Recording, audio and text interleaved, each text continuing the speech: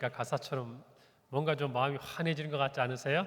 어깨도 약간 들썩들썩하고 식사하시고 약간 졸리고 노곤할 텐데 정신도 번쩍 나고 그래요. 우리의 삶에 하나님의 이와 같은 햇빛, 주님이 비춰주시는 빛이 가득하기를 바랍니다. 식사 맛있게 하셨죠? 네, 그래요. 아무튼 우리 교회가 은혜의 때를 지나갑니다. 이 때에 우리 모두 정말 은혜의 중심에서 학습 세례 신앙 고백이 대상자들만의 고백이 아니라 또다시 우리의 고백을 확인하는 시간이 되고, 또 성찬식에 참여하면서 매번 했던 성찬식이 아니라 오늘 말씀대로 그 성찬을 한번 참여하면 할수록 우리의 영적인 성장과 성숙이 일어나는 우리 평강교회가 되는 줄 믿습니다. 이여령 읽기라는 미림사에서 나온 책이 있는데 거기에 한 구절입니다. 제가 최근에 이렇게 읽게 됐는데 좀 마음에 다가오는 구절이었어요. 이런 내용이 있습니다. 나무를 목재, 즉 우드로 보느냐, 이게 영어 단어예요. 아니면 살아있는 나무, 트리로 보느냐에 따라 해석이 달라지겠지요. 정원사는 나무가 살아야 먹고 살지만 목수는 나무가 죽어야 먹고 살지요. 그래서 정원사에게는 트리가 필요하고 목수에게는 우드가 필요합니다. 이 말이 어떤 말인지 아시겠어요? 정원사와 그 다음에 목수가 있는 거예요. 그런데 정원사는 어때요? 살아있는 나무를 가꾸잖아요. 그런데 목수는 어떤 일을 하죠? 죽은 나무, 즉 그 나무에서 나오는 목재를 가지고 집도 짓고 또 거기에 따른 여러 가지 일들을 하잖아요. 어느 것이 옳다, 그르다 이 얘기를 하는 건 아닌데, 단지 자기가 하는 일에 따라서 필요한 대상 또는 자기가 하는 어떤 일의 성격이 그만큼 달라질 수 있다라는 것이죠. 그래서 마지막 문장처럼 정원사에게는 트리가 필요하고 목수에게는 우드가 필요하다라는 것입니다. 여러분, 우리가 어떤 사람이냐에 따라서 우리의 눈이, 우리의 마음이 달라져요. 예를 들자면 정원사는 어떨까요? 뭘 보면 갑자기 고개가 돌아가고 막 굉장히 기분이 업되고 좋아질까요? 좋은 나무, 목재가 아니라 나무. 여러분, 그래서 가만히 보세요. 그 분재라든지 또는 정말 이렇게 큰 건축을 짓고 난 다음에 앞에 이렇게 나무들을 식수를 하잖아요. 여러분, 정말 그것들을 제가 보니까 이전 교회에서 이제 크게 건축을 하고 나서 저는 나무가 그렇게 비싼지 몰랐어요. 몇백 년 된 향나무 막 이런 게 있는데 이제 어느 성도님이 그것을 교회 앞에 이렇게 헌물로 들으셨습니다. 그런데 가격을 매길 수가 없더라고요, 그게. 그러니까 살아있는 것은 그런 것 같아요. 부르는 게 값인 거예요, 진짜. 우리 중에 그런데 얼마나 아시는지 모르겠어요. 그런데 그거는 정말 부르는 게 값이더라고요. 그런데 본인이 이런 리조트 사업을 하면서 본인의 그 리조트 한가운데 입구에다 딱 이걸 심어야겠다고 따로 키우고 있었는데 교회가 건축을 하니까 그분이 이렇게 교회에 들이셨어요. 그래서 제가 지금도 지나가다가 그 교회 앞에 딱 있거든요. 가면 향나무인데 참 아름답고 멋있어요. 그걸 볼 때마다 정말 살아있는 어떤 생명, 그걸 느끼는 거죠. 여러분, 마찬가지로 목수는 어때요? 좋은 목재를 보면 막 기분이 좋아지고 흥분이 되는 거예요. 제가 아는 목사님이 건축을 하셨어요. 건축을 하기 전에 이제 교회 리모델링을 하셨는데 저한테 그런 얘기 하시더라고요. 윤 목사님, 내가 어떻게 해야 일하는 분들을 제대로 일을 시키는지 내가 알았다는 거예요. 그게 무슨 말이냐는 게 돈을 많이 주는 거 아니라는 거예요. 일하는 시간을 줄여주는 것 아니라는 거예요. 자기가 고민을 하다가 안에 이제 그 영어책 도서관을 만들려고 이제 나무를 구해다 주는데 자기 생각에 가만히 생각해 보니까 일하시는 목수분들한테 좋은 나무를 주면 어떨까 이 생각이 들었대요. 그래서 좋은 목재를 본인이 그냥 발품을 막 풀어가지고 싼 가격에 갖다 놓으니까 이 목사님도 좋은 거라고 듣고 갖고 왔는데 누가 더 잘 알까요? 목수가 더 잘 알죠. 이제 그 안에 리모델링을 하기 위해서, 인테리어 하기 위해서 오신 목수가 이 나무를 딱 보더니 아이고 목사님, 이 나무 어디서 구하셨어요? 그러는 거예요. 좋은 나무라 그러더니 부탁하지도 않은 것까지 다 만들어주고 갔대요. 왜 그러냐면 목재가 좋으니까 버리기가 너무 아까운 거예요, 이분이. 그러니까 여러분, 그 부스러기 목재들이 남을 거 아니에요. 다 짜고 만들고 난 다음에 그 남은 것까지도 의자도 만들어주고 제가 가보니까 테이블도 만들어주고 그래서 그 목재를 버리지 않고 다 쓰면서 그러면서 그분이 그랬대요. 목사님 이런 나무는 버리면 안 된다고. 내가 어떤 일을 하느냐에 따라서 보는 게 다르고 마음이 다르게 가는 거예요. 중요한 것은 내가 어떤 사람이냐 하는 거예요. 여러분, 우리는 예수 그리스도를 따르는 주님의 제자고 하나님의 자녀입니다. 여러분, 때로는 우리의 마음속에 우리가 보는 것, 우리가 느끼는 것, 우리가 관심이 가는 게 무엇인가, 그것들을 한번 잘 생각해 볼 필요가 있어요. 그러면 우리가 종원사냐, 목수냐, 그게 문제가 아니라 제일 중요한 것, 우리 주님은 어떤 마음으로 우리를 보셨는가? 그러지 않아요? 주님이 우리를 어떤 마음으로 보시고 대하고 계시는가? 그것이 우리가 또 다른 사람들을 어떤 마음으로 보고 대해야 할 것인가를 알려주는 하나의 길이 되고 첩경이 되는 거죠. 여러분, 예수님은 그냥 제가 예를 들어 볼게요. 정원사의 마음에 가까울까요? 목수의 마음에 가까우실까요? 네? 누구의 마음 왜 이렇게 쉬운? 대답들이 우물쭈물해요. 자, 다시 정원사의 마음에 가깝다 한번 손 들어보세요. 자, 손 내려보세요. 설명을 다시 해야겠어. 정원사의 마음은 뭐냐면 살아있는 나무, 트리에 관심이 있는, 그 다음에 목수는 목재가 된, 죽어있는 나무로 만든 목재에 관심이 있다. 자, 이 중에 예수님은 어느 쪽이 더 가깝게 느껴지냐 그 말이에요. 1번 정원사, 손 들어보세요. 정답은 없으니까 한번 자원거든요. 손 내려봐요. 나 2번 목수. 여기는 별로 손을 안 드시네. 드신 분도 계시는데. 그래요. 예수님은요, 사실은 상황 갈 때도 꺾지 않으시는 분이죠. 그리고 목수가 될 수 없어요. 왜? 우리가 살아있기 때문에. 우리가 살아있기 때문에. 여러분, 그래서 예수님은요, 우리를 대하실 때 목수가 아닌 정원사의 마음이 더 가까우시겠죠. 어떻게 하면 저 나무가 잘 자라갈까? 어떻게 하면 병충해로부터 보호받을 수 있을까? 어떻게 하면 저 나무가 잘 자라서 정말 사람들에게 사랑받는 나무가 될 수 있을까? 더 나아가서 하나님께 사랑받는 나무가 될 수 있을까? 이런 눈으로 누구를 바라보시겠어요? 우리를 바라보신다는 거죠. 자, 그러면 우리가 교회 안에서 세상 가운데서 다른 사람들을 바라볼 때 우리 또한 주님의 마음을 가져야 하지 않을까 하는 말입니다. 여러분은 어떤 눈으로 다른 사람들을 바라보고 계세요? 가깝게는 여러분의 가족, 배우자, 자녀들, 그리고 또 조금 넓히면 우리 평강교회라는 믿음의 신앙의 공동체 안에서 여러분이 곁에 있는 이 분들을 볼 때 어떤 생각이 납니까? 오늘 제가 고3 수험생 아이들이 이제 제 방에 와서 기도를 해줬어요. 한 사람 이름 부르고, 수시 합격한 친구들도 몇 명 있고, 또 이제 정시를 봐야 되는 그런 수능을 봐야 되는 친구들도 있고, 다들 긴장이 되죠. 그런데 우리가 그 친구들을 합격이냐 불합격이냐, 세상이 말하는 좋은 학교냐 아니냐 라는 걸로 판단하는 것은, 자, 다시 물어보겠습니다. 정원사의 마음에 가까울까요? 목수의 마음에 가까울까요? 목수의 마음에 가깝지 않겠어요? 여러분, 틀렸다고 웃는 사람인 말 안 한 사람들이에요. 대부분 보면 그래. 물어보면 대답을 안 해요. 그랬다가 남이 틀리면 어때요? 막 웃어요.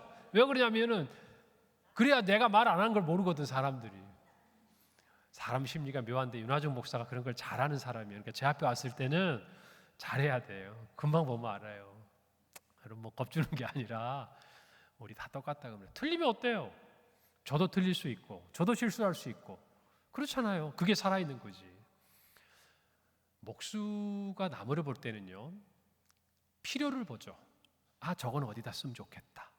이 나무로는 테이블을 만들면 좋겠다. 이 나무로는 옷장을 만들면 좋겠다. 이 나무는 우리 교회 기둥을 세우면 좋겠다. 먼저 생각이 어디로 가요? 용도로 가요. 필요로 간다고 말이에요. 우리가 누군가를 볼 때, 이 집사님은 우리 교회에서 이 봉사하면 좋겠다. 이 집사님은 여기에서 일하면 좋겠다. 우리 아이들은 이렇게 잘 배워서 사회에서 이렇게 기여하면 좋겠다. 뭐 하면 좋겠다. 나쁜 건 아닌데요. 사람을 보는 첫 번째 시각이 만약 이런 식이 된다면 여러분은 그런 데서 함께 하고 싶으세요? 아니죠. 제가 새로운 분들에게 만나서 그런 얘기를 해요. 어떤 분들은 오랫동안 신앙생활 하시고 섬기던 교회에서 중직자 생활도 하시고 이제 연세가 드시고 교회가 너무 멀어지거나 또 지방에서 이사를 오셔서 또 가까이 오셔서 이제 교회를 찾아오신 분들 많아요. 그럼 여기에 세가족 교사들이 있으니까 제가 무슨 말하는지 아실 거예요. 뭐 하려고 하지 마세요. 오셔서 우리 교회 교인 됐으니까 내가 이런 봉사도 해야 되지 않나, 내가 이것도 해야 되지 않나, 그 생각보다 이 교회는 어떤 교회인가, 이 교회가 나에게 뭘 섬겨주는가 잘 보시고 섬김을 받으시라고. 그리고 그 섬김을 받다가 나중에 누군가 섬기는 게 필요할 것 같을 때 나도 하면 좋겠다라는 생각이 들면 그때 하세요. 그래요. 잘했죠? 그래요. 사람을 바라볼 때 교회도 마찬가지예요. 누군가가 왔는데 저 사람은 이거 잘하니까, 저 사람은 세상에서 이 일하니까, 저 사람은 이 분야의 전문가니까 이 일하면 좋겠다. 물론 그렇게 해줘야 되는 영역이 있어요. 누군가 쉽게 못하는 영역들. 여러분 그러나 반대로 생각해 보세요. 여러분 제가 오늘 하루 종일 여러분 앞에서 이렇게 말씀을 하잖아요. 저녁이 되면 말하고 싶을까요? 어떨 것 같아요? 저 말하기 엄청 좋아하거든요. 진짜예요. 한번 얘기해 보세요. 알 거예요, 금방. 근데 주일 저녁이 되면 제가 집에도 늦게 가요. 혼자 있어요, 혼자. 잠시 조금 그런 시간이 필요해요. 일주일 내내 쉽게 말하면 그 일을 하고 왔는데 교회에서도 그 일을 해야 되면 힘들지 않아요? 그런 부분들을 우리가 배려해서 오히려 봉사를 하더라도 다양한 부분에서 저는 그래요. 오히려 누군가를 가르치고 정신적인 어떤 근로를 하고 오신 분들이면 사회에서 그렇게 하셨으면 교회에 오면 몸 좀 쓰세요. 예? 교회 오셔서도 머리 쓰시려고 하지 말고 몸을 좀 쓰시라 그 말이에요. 그리고 사회에서 부지런히 땀 흘리고 몸 쓰다 오신 분들은요, 좀 교회에 오면 머리 좀 쓰세요. 교사도 좀 하시고 성경 공부도 좀 하고. 여러분 그래야 건강해지는 거예요. 맞죠? 그럼요. 그래서 교회는 대상을 필요로 보면 안 돼요. 야, 저 사람은 우리 필요하겠다. 우리 필요하겠다. 나쁜 건 아니에요. 틀린 건 아닌데 뭔가 아쉽다 그 말이에요. 근데 교회에서 누군가를 바라볼 때요, 여러분 한 영혼으로 한 인격체로 봐주면 얼마나 좋겠습니까? 주님이 우리를 그렇게 보셨잖아요. 죄인이었어요. 그런데 정죄하지 않으셨어요. 해방시키셨어요. 자유케 하셨어요. 못나고 정말 구부러진 그 나무가 아름다운 걸작품이 되도록 물을 주시고 키워주시고 때로는 철사로 묶어서 가지가 아름다운 방향으로 뻗어가도록 만들어 주셨어요. 때가 되면 가지를 쳐주시고. 여러분 우리가 서로를 바라볼 때 그런 마음이 필요하다는 겁니다. 오늘 성경에 보니까요, 예수님이 안식일에 회당에 가셨어요. 우리로 말하면 교회에 가셨다고 말이에요. 그런데 그곳에 한 손 마른 사람이 있었어요. 이 성경의 헬라어 원어를 보면 이 손 마른 사람이다. 이게 이제 손을 제대로 쓸 수 없는, 힘이 없는 사람, 굳어버린 사람 아니에요. 그래서 이게 선천적이 아니라 후천적인 어떤 사고나 일들을 통해서 손을 쓸 수 없는 그런 사람을 가리키는 말이에요. 완전히 감각이 상실된 거죠. 여러분 그런데 그때에 성경은 이 손 마른 한 사람을 주시하는 거예요. 보고 있는 거예요. 우리 보고 지금 그 사람 지켜보라고 가르쳐 주는 거예요. 그런데 그곳에 어떤 사람들은요, 예수님을 주시하는 사람들이 있었어요. 6절에 보니까 그들을 바리새인이다. 그리고 병행 구절인 누가복음 6장에서는 서기관들과 바리새인들이다라고 이야기를 합니다. 그런데 여러분 이 두 가지의 주시가 전혀 달라요. 성경이 우리 보고 주목하라고 한 손 마른 사람이 있다라고 이야기하는 것은 이 사람의 아픔, 고통, 슬픔, 그 힘겨움을 우리로 좀 보라는 거예요. 그런데 이 바리새인들은 그 사람이 눈에 들어오지 않아요. 누가 들어옵니까? 예수님이 눈에 들어와요. 여기까지는 괜찮은 것 같은데 그들이 주시하고 있는 이유와 목적이 문제가 있는 거예요. 이유 뭐냐? 예수님을 고발하기 위해서. 여러분, 당시 안식일 규정에는요, 아주 복잡하고 세밀한 조항들이 많이 있었어요. 한 가지 예를 들어볼까요? 우리가 이해하기 어려운 것들도 많은데, 집이 무너졌어요. 한 사람이 그 집에 깔렸어요. 그러면 살릴 수 있겠죠? 살려야겠죠? 그런데 안식일에 집이 무너졌는데 집 밑에 깔린 사람이 죽어버렸어요. 이미 죽은 것으로 판정이 됐어요. 그러면 안식일이 끝날 때까지 그 사람을 구조하는 작업은 하지 않았어요. 이 손 마른 사람은 긴급한 생명을 구조할 필요가 있는 상태가 아니었으니까, 다시 말하면 예수님이 안식일에 이 사람을 고쳐주는 일은 그들이 정한 율법을 어기는 일이었다. 누가 정한? 그들이 정한. 여러분, 그 한 사람의 아픔을 어떻게 봅니까? 자기들의 규정의 프레임에, 그 틀 안에 맞춰보는 거예요. 자기들이 요구하는 것, 자기들이 원하는 틀을 만들어 놓고 사람을 그곳에 끼워 넣는 거예요. 여러분, 이것을 하나님이 기뻐하셨을까요? 절대 아니죠. 여러분, 그러나 성경은 주목합니다. 이 사람에게 예수님이 필요하다는 거예요. 예수님이 가신 그 자리에서 치유가 필요하다라는 것이에요. 여러분, 근데 참 이것을 보는데 너무나 제 마음속에 아이러니하다 싶은 게 있어요. 여러분, 이 사람들이 지금 예수님을 주목해요. 고발하려고 해요. 고발하려면 어떤 일이 일어나야 되죠? 어떤 일이 일어나야 돼요? 예수님이 이 손 마른 사람을 고쳐줘야 되잖아요. 그러면 이게 무슨 말이에요? 이 바리새인과 서기관들이 예수님이 이 손 마른 사람을 고칠 것이다, 분명히 고쳐줄 거야 생각하고 지금 보고 있는 거 아니에요? 고치기만 해봐라. 여러분, 얼핏 보면 그것이 믿음 같지만 결코 믿음이라고 할 수 없죠. 자신들의 목적, 의도에 맞게 예수님이 행하기를 바라는 거예요. 허물을 잡는 거죠. 근데 반대로 생각하면 우리는 어떠냐고 말이에요. 우리는 그런 믿음이 있어요? 그런 믿음이 있냐고. 예전에 제가 미국에 있는 한 교회 이야기 한번 말씀드렸을 거예요. 한 교회 앞에 술집이 생겼는데 잘 됐어요. 너무 시끄럽고 막 술 먹고 사람들이 취해서 돌아다니니까 교회에서 목사님이 성도들하고 열심히 기도했어요. 하나님, 저 술집이 문을 닫게 해달라고. 그런데 그 기도에 응답을 해주셔가지고 몇 달 뒤에 그 술집이 정말 문을 닫았어요. 근데 이 술집 주인이 그 이야기를 들은 거예요. 그래서 고소를 했어요. 여러분, 미국은 이 고소의 나라예요. 고소의 나라. 내가 식당에 갔다가 뭐 물에 넘어졌다, 뭐 물이 있어가지고 바닥에 안 닦였다, 뭐 그 외에도 내가 충분히 고지를 받지 못했는데 무슨 일을 당했다, 절대 그냥 안 넘어갑니다. 우리나라도 안타까운 현상이 그런 게 점점 많아져요. 사람들이 참으려고 하지 않고 양보하려고 하지 않고 손해보려고 하지 않거든요.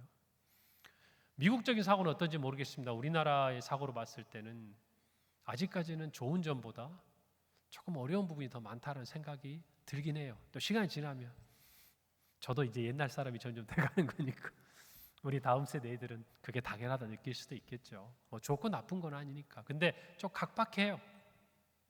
고소를 했더니 재판정에서 둘이 붙을 거 아닙니까? 이렇게 서로의 주장을 가지고 서로. 목사님이 그러는 거예요. 아니, 기도한다고 그게 되냐고 말이야. 응? 교회 대표가 나가가지고 그 술집 사장이 아니, 기도해가지고 우리가 망했다 그러니까 아니, 그게 기도해서 되냐고 말이지. 여러분, 우리는 웃지만 진짜 우리의 믿음이 어떤가를 살펴봐야 돼. 우리는 기도하면서 진짜 믿고 있느냐. 제가 우리 아이들에게도 오늘 공부하면서 그 시험을 보면서 정말 여러분들이 지금은 다 알 수 없지만 지금 이 순간 하나님 앞에서 할 수 있는 일들을 하면 나중에 그것이 하나님의 은혜였다라는 걸 알게 된다. 제가 가지고 있는 몇 가지 이야기들 해주고 했습니다. 여러분, 어쨌든 이 한 손마른 사람의 이 모습들을 보면서 우리는 우리 안의 지체들을 바라보면서요, 어떤 눈으로 보고 있는지 봐야 돼요. 예수님의 눈과 마음으로 보고 있는지, 아니면 바리새인들과 서기관의 모습으로 보고 있는지. 여러분, 예수님은요 오히려 이 한 사람을 다 주목하도록 그를 한가운데 이렇게 세우십니다. 그리고 예수님을 고발하려고 자기를 바라보고 있는 사람들에게 4절 말씀에 이렇게 말씀하세요. 그들에게 이르시되 안식일에 선을 행하는 것과 악을 행하는 것, 생명을 구하는 것과 죽이는 것, 어느 것이 옳으냐? 오늘 설교의 제목이에요. 어느 것이 옳으냐? 우리는 때로 옳고 그름의 함정에 빠져요. 율법주의자들, 바리새인과 서기관들은 아마도 율법을 지키는 게 옳은 거라고 생각할 거예요. 그 사람을 고치고 안 고치고가 문제가 아니라, 그게 관심이 있는 게 아니라 이 율법에 정한 안식일의 규례가 지켜지고 있느냐, 만약 그것대로 지켜지면 옳은 거예요. 근데 그게 아니면 설령이 손마른 사람의 그가 가진 그 장애를 치유해 주시는 예수님의 행동이라 할지라도 그것은 악한 거예요. 기준이 뭐죠? 예수님이 이렇게 물으시는 거예요. 너희들이 옳다고 이야기하는 그 기준이 뭐냐 하는 거예요. 어디로부터 나오냐 하는 거예요. 그리고 그 기준이 정확히 이야기하면 나라는 거예요. 누구라고요? 나, 예수 그리스도라. 선이라는 것, 생명이라는 것의 기준은 자기 자신, 예수 그리스도라는 거예요. 여러분, 그래서 우리는 죄와 의에 대해서 이야기할 때 그 기준이 뭡니까? 예수 그리스도예요. 우리가 의롭게 된 것은 우리의 어떤 행함이나 우리의 의로움이 아니에요. 예수 그리스도를 믿음으로 말미암아 의롭게 되었다. 할렐루야. 우리가 이것을 분명히 알아야 돼요. 그것이 명확하면 주님께서 어느 것이 옳으냐라고 이야기할 때 이 바리새인들처럼 침묵하는 것이 아니라 옳소이다. 주님의 말씀이 옳습니다 라고 이야기할 수 있는 거예요. 예수님은 물으십니다. 선과 악, 생명을 구하는 것과 죽이는 것, 어느 것이 옳으냐? 그리고 주님은 그 옳은 길을 가셨어요. 주님은요, 무엇이 옳으냐고 물으셨어요. 악한 의도를 가진 그들에게. 안식일에 선을 행하는 것과 악을 행하는 것, 그리고 생명을 살리는 것과 죽이는 것, 무엇이 옳은지 말씀하시고 스스로 그 기준이 되셨어요. 그것을 위해 십자가에 달려 죽으신 거예요. 그것이 선이었어요. 그것이 생명을 살리는 거였어요. 여러분, 오늘의 설교는 여러분들이 깊이 마음에 담으시면 좋겠어요. 여러분, 우리가 교회 안에서 서로를 바라볼 때 또는 세상을 바라볼 때 여러분, 선한 기준을 갖기를 바랍니다. 생명을 살리는 것이 우선이어야 돼요. 여러분, 제가 목회를 시작할 때 처음 섬겼던 목사님, 머리가 희끗희끗한, 제가 그 교회 사역자가 될 때 목회가 이제 은퇴를 바로 2년 앞두고 계신 목사님이셨어요. 40년 가까이 목회하신 그분이 저에게 가르쳐 주셨던 그 지나가며 몇 마디 해주셨던 게 제가 지금 시간이 많이 지났는데도 저는 참 신기한 게 그게 왜 잊혀지지 않는지 모르겠어요. 그 목사님 만나서 이제 90세가 넘으셨는데 목사님 이런 말 하셨잖아요. 그러면 비그시 웃으세요. 그랬어 내가? 근데 그 목사님이 하신 말씀이 전도사죠. 저뿐만 아니라 같이 했던 모든 사람들에게 주의 종이 되어 가는 길에 사람을 살리는 데는 힘을 쓰고 사람을 죽이는 데는 앞서지 마라. 이것이 옳고 그름을 포기하라는 말이 아니에요. 무엇을 향해 나가야 할 것인가를 말씀하신 거죠. 여러분, 우리 모두도 마찬가지. 우리가 웨스트민스터 오전에 신도계 요소와 또 대소요리 문답에 대해 이야기를 하면서 여러분, 그 작업을 했던 121명의 신학자들 그리고 30명의 상하 의원들, 대부분 신앙이 있었겠죠. 모두가. 그런데 그들이 정말 매주 월요일마다 하나님 앞에 서야겠던 게 뭐예요? 두 가지예요. 하나님의 영광을 위하여. 두 번째 뭐죠? 교회 유익을 위하여. 어쩌면 우리가 주를 섬기고 이 교회를 사랑하면서 가져야 될 두 가지 아주 중요한 기준이에요. 첫째, 이것이 하나님께 영광이 되는가? 우리는 이 기준에 부합해야 돼요. 동의하십니까? 둘째, 이것이 교회에 유익한가? 여러분, 사도 바울은 우상의 제물을 먹는 일에도 자기는 양심에 거리낌이 없었어요. 그러나 그는 먹지 않았어요. 이유가 뭐예요? 이것을 보고 믿음이 연약한 형제가 실족하게 되면 안 되기 때문이었어요. 교회의 유익이 먼저였어요. 은사에 대해서도 얘기했어요.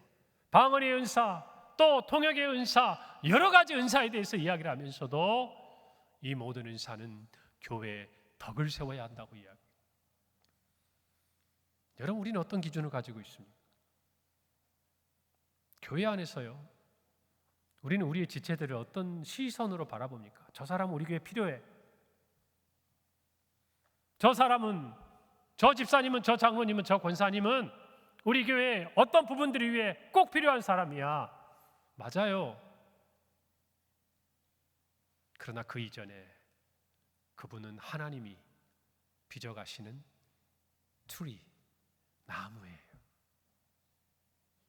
반대로 연약해 보인다 할지라도 그 또한 우리 주님께서 빚어가시는 한 그루의 나무예요. 여러분, 이것을 잊어버리면 안 돼요. 그 한 영혼의 소중함을 모르면 절대 주님의 마음을 몰라요. 시간이 지나면 바리새인만 그러는 게 아니에요. 저와 여러분도 어느 순간 그렇게 될지 몰라요. 목사도 저 성도는 우리 교회에 꼭 필요해. 저 성도는 도대체 어떻게 해야 될까? 여러분, 그런 마음 가지면 안 되잖아요. 여러분도 마찬가지죠. 교회에 앞서 행하는 모두가 그 영혼을 바라볼 때 어떤 눈으로 마음으로 바라봐야 할 것인지 오늘 예수님이 우리에게 가르쳐주고 있는 겁니다. 여러분, 우리는 선한 일에 힘써야 돼요. 여러분, 생명을 구하는 것에 관심을 가져야 돼요. 여러분, 마태복음 12장 11절에 이 부분에 대해서 여기에는 기록되지 않은 한 말씀이 있어요. 예수께서 이르시되 너희 중에 어떤 사람이 양 한 마리가 있어 안식일에 구덩이에 빠졌으면 끌어내지 않겠느냐? 사람이 양보다 얼마나 더 귀하냐? 그러므로 안식일에 선을 행하는 것이 옳으니라 하셨어요. 그들의 소유인 양이 구덩이에 빠지면 건지죠. 그러나 정말 그들의 지체가 그와 같은 어려움을 당했을 때 뛰어들어가서 살리기보다 율법에 맞는지, 그들이 만든 그 틀에 맞는지 그것부터 생각하고 있다면 하나님 분명히 말씀하셨어요. 옳지 않은 거예요. 오늘 저와 여러분이 분명하게 선한 일에 힘쓰기를 바랍니다. 여러분, 주님께서는 자신 일컬어 선한 목자라고 말씀을 하셨습니다. 요한복음 10장 10절 11절이에요. 내가 온 것은 양으로 생명을 얻게 하고 더 풍성히 얻게 하려는 것이라. 나는 선한 목자라. 선한 목자는 양들을 위하여 목숨을 버리거니와. 그 말씀대로 십자가에서 죽으셨습니다. 그래서 오늘 저와 여러분이 성찬에 그 예식을 행하며 예수님을 기념한 거예요. 그렇게 예수님은 우리에게 그 선한 일, 우리를 구원하시는 대속의 은혜를 행하심으로 우리에게 생명을 주셨습니다. 살리는 일을 하셨어요. 살리는 일. 오늘 저와 여러분이 그 마음을 다시 한번 새기기를 바랍니다. 뭐가 먼저인지를 아셔야 돼요. 교회 일 잘 되는 것, 내게 맡겨준 일 잘 해내는 것, 완벽하게 잘 마무리하는 것, 귀한 일이고 중요합니다. 우리 교회에 그런 분들이 있어야 돼요. 여러분, 그러나 그럴수록 자칫 잘못하면 우리 지체들이 또 교회 안에 어떤 사역이 필요가 되고 도구가 될 수 있는 가능성이 있다는 걸 아셔야 돼요. 반대로 정말 생명을 살리려고 하면, 정말 생명을 살리려고 하면 예수님께서 복종하시고 순종하시듯이, 그리고 성경의 모든 예언을 다 이루듯이 하나님 앞에 공교함으로, 능숙함으로, 온전함으로 힘을 다해서 섬길 때 그 열매가 맺혀지는 거예요. 때가 되면 가지를 쳐줘야 되고 때가 되면 물을 줘야 하는 거예요. 이 두 가지는 다른 게 아니에요. 생명으로 바라보면 선한 일에 힘씁니다. 할렐루야. 우리 모두가 그러기를 바랍니다. 그래서 우리 평강의 공동체가 그런 모습으로 저는 드러났으면 좋겠어요. 우리 안에서도. 그리고 우리 성도들이 무엇인가 내가 배려받고 사랑받는다는 느낌이 들었으면 좋겠어요. 제가 가끔 그런 표현하잖아요. 우리 성도 중 누구도 이 은혜에서 소외되지 않기를. 여러분 늘 그 마음이 있어야 돼요. 내 것을 채우면요 그 사람 안 보입니다. 내 어떤 필요를 채우고 싶으면 다른 사람의 그 부족한 부분들이 눈에 안 들어와요. 왜? 나부터 먹어야 되니까. 내일부터 해야 되니까.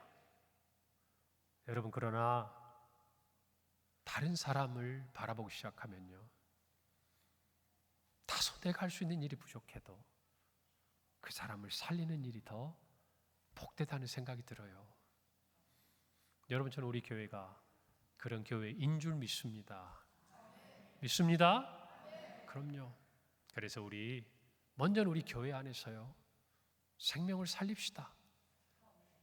찾아온 생명들이 자라가도록 도와줍시다.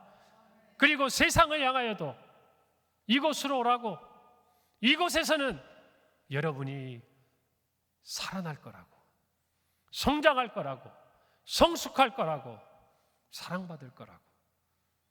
여러분 그렇게 주님의 사랑을 전하는 저와 여러분이 되시기를 바랍니다. 이제 한 해가 마무리돼 가죠. 한 해가 마무리돼 가다 보면 우리가 지난 시간들에 했던 모든 것들을 돌아보게 됩니다.